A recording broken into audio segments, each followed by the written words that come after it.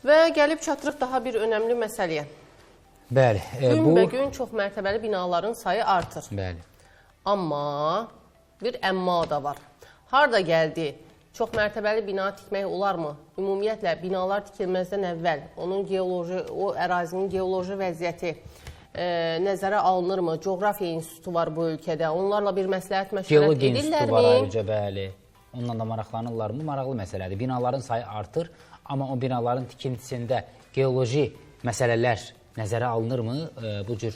Bu mövzuda ümumiyyətlə bizi hansısa bir təhlükə gözləyirmi? Maraqlı bir sujetimiz var.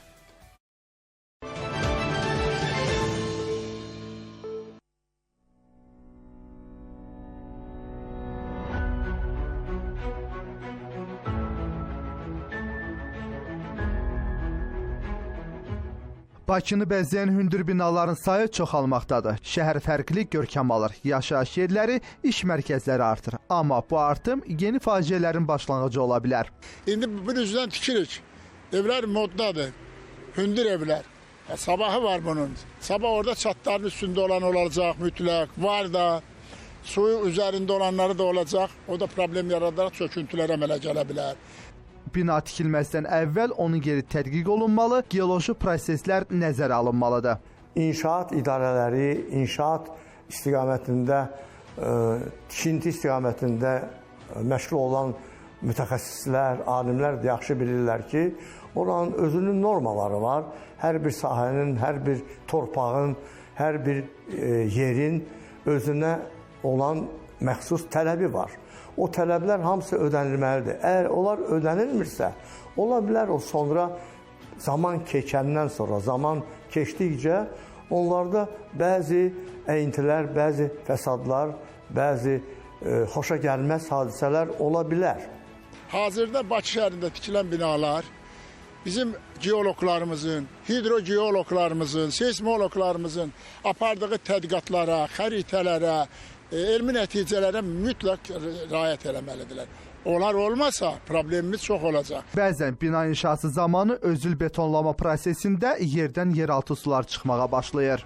Sulanmaq nəticəsində yeraltı sular olduqca aktiv tərpənib, aktiv sahələrdə görürsən, onlar yer üzərinə balaca bir onu imkanı olan kimi vurur, fontan kimi çıxır. Öyrənmək lazımdır. Nə sudur, haçandan yığılıb, necə yığılıb və onu necə tikintiyə, necə onun təsirini azaltmaq, riskini azaltmaq lazımdır.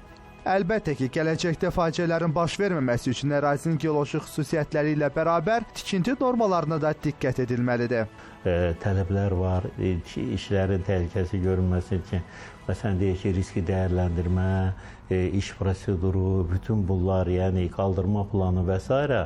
Onlar başa düşməzlər ki, biz bütün bu təhlükəsizlik texnikasına əməl etmədən və yaxud da onu qabaqcadan suvarıqlaşdırmadan işə başlayır. Təhlükəsiz yaşam üçün atılan addımlar daha da dəqiqlik tələb edir. Ümid edirik ki, qaydalara ciddi əməl olunacaq.